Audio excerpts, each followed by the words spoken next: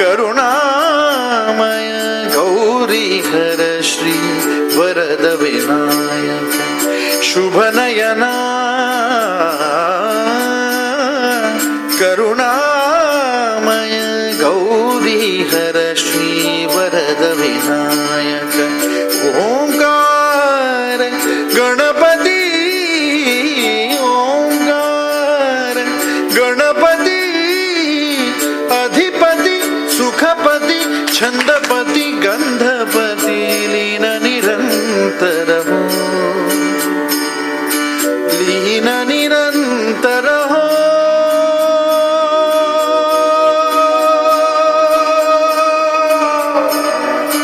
सूर निरागस हो. तुम्ही बघितलं असेल की हालचाली सुद्धा किती त्यांच्या जोरकस होत होत्या नाच करताना. चेहऱ्यावरचे हावभाव सुद्धा बदलत होते की जे पार्किन्सन पेशंटसाठी फार अवघड असतं.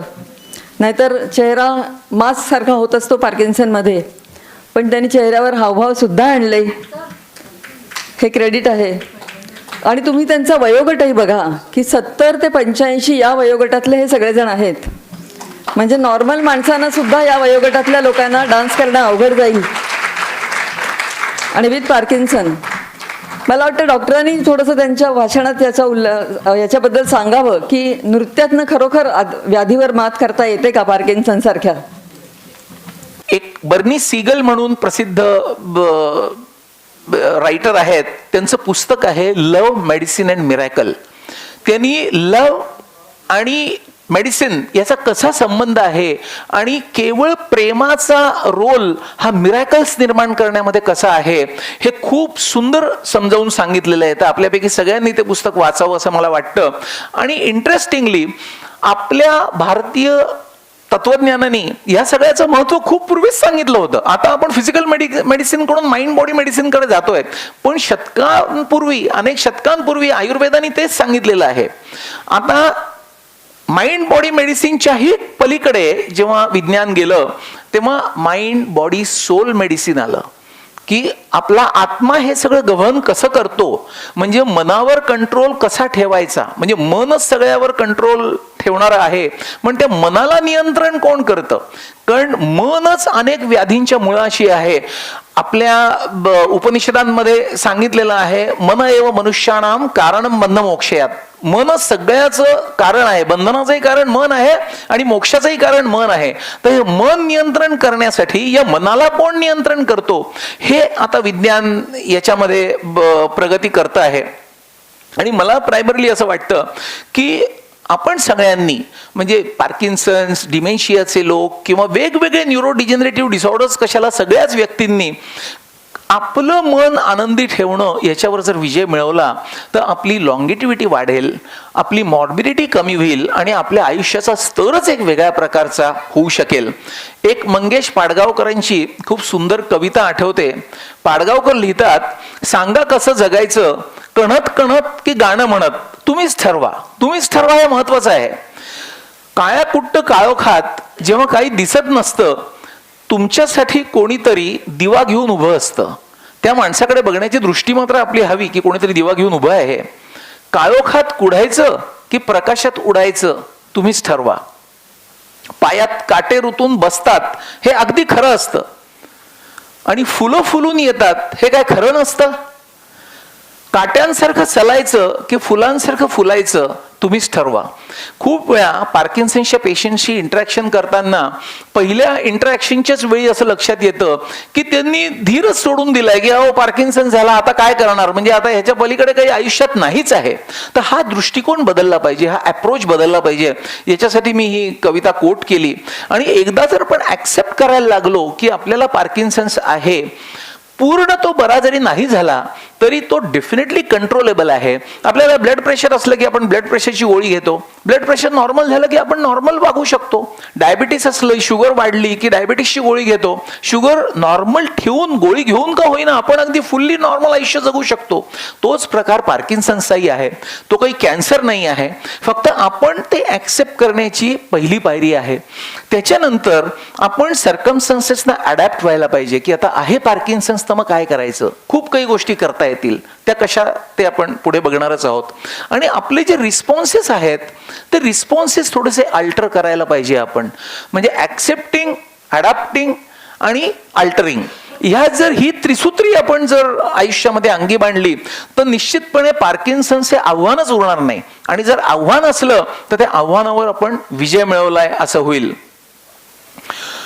पण याच्यातला फरक आपल्याला कळला पाहिजे. म्हणजे कधी कुठल्या गोष्टी कशा एक्झिक्यूट करायच्या. आणि आता जसं आपण इथे सगळ्यांचा परफॉर्मन्स बघितला, इतक्या 70, 75, 80, 85 या वयाला पार्किन्सन नसलेल्या लोकांना सुद्धा असा परफॉर्मन्स करणं खूप अवघड आहे. तर पार्किन्सन्स असून सुद्धा हा परफॉर्मन्स, हा बॅलन्स हे सगळेजण करू शकले. हे कसं शक्य झालं? एरवी आम्ही कन्सल्टिंग रूममध्ये पेशंट्स बघतो तर बाहेर शांत बसलेले असतात मॅगझिन वाचत, पण आत आल्यानंतर थरथर वाढते. आणि इथे स्टेजवर आल्यानंतर त्यांची थरथर कमी झाली. बाहेर आपण प्रदर्शन बघितलं, इतकं सुंदर पेननी काढलेली ड्रॉइंग्स, इतकं सुंदर बाटल्यांवर केलेलं पेंटिंग, इतके सुंदर लेखन, इतकी सुंदर फुलांची सजावट, रांगोळी, हे सगळं कसं होऊ शकलं? तर हे सगळं तुम्ही मनाने जेव्हा निश्चय करता की मला हे करायचंय, मला हे चित्र काढायचंय, तेव्हा ऑटोमॅटिक आपल्या मसल्स मधलं जे कोऑर्डिनेशन आहे ते कोऑर्डिनेशन इम्प्रूव्ह होतं. त्याच्यामुळे आपली इच्छाशक्ती आपण जर स्ट्रॉंग करू शकलो तर हा बॅलन्स निश्चितपणे आपण आणू शकतो. आणि हा जर मसल्स मधला बॅलन्स आपण आणू शकतो तर मग प्रत्यक्ष आयुष्यामधल्या बॅलन्सचं काय? आपण आयुष्यामध्ये जे द्वंद्व करत असतो सगळ्या परिस्थितीशी, सगळ्या छोट्या छोट्या इन्सिडन्सेसशी, घरामध्ये रोज जी इंटरॅक्शन होते शुभंकर आणि शुभार्थींशी, त्याच्यामधला जर बॅलन्स आपण नीट मेंटेन करू शकलो तर आयुष्य खरोखरच सुखी समाधानी होणार नाही का?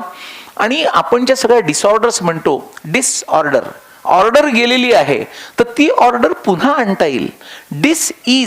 इज गेलेली आहे म्हणजे डिझीज होतो, ती इज जर पुन्हा आणली तर माणूस हेल्दी होईल.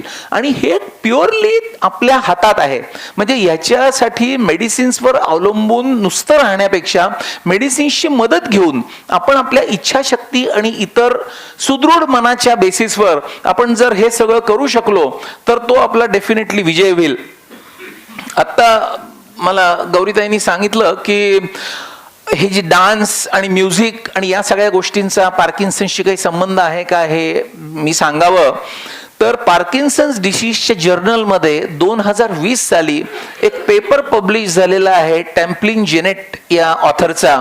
त्यांनी एका मोठ्या स्टडीमध्ये प्रूव्ह केलेलं आहे की डान्स थेरपी, सिंगिंग, वेगवेगळ्या प्रकारचं गाणं म्हणणं, वेगवेगळी वाद्य वाजवणं, त्यांच्या रिसर्च स्टडीमध्ये बासरीचं उदाहरण दिलेलं आहे. बासरी बऱ्याच जणांनी वाजवली आणि बासरी न वाजवलेले आणि बासरी वाजवणारे याच्यामधला कंपॅरेटिव्ह स्टडी केलेला आहे. डान्स करणारे आणि डान्स न करणारे याचा स्टडी केलेला आहे. तर सगळे कोइफिशियंट्स हे इम्प्रूव्ह झालेले आहेत म्युझिकनी, आर्टनी, क्रिएटिव्हिटीनी, सिंगिंगनी.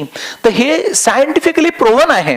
त्यांनी आपला डोपामिन सिरोटोनिन बॅलन्स जो ब्रेन मधला आहे तो निश्चितपणे हेल्दियर होतो आणि लागणाऱ्या औषधांचा डोस हा आपला कमी होऊ शकतो. मात्र हे आपण करू शकू याच्यासाठी सगळ्या आजूबाजूच्या गोष्टींकडे बघण्याचा दृष्टिकोन बदलणं गरजेचं आहे. खूप वेळा काय होतं की एकदा पार्किन्सन झाला की स्वतःकडे बघण्याचा दृष्टिकोन चुकीचा होतो.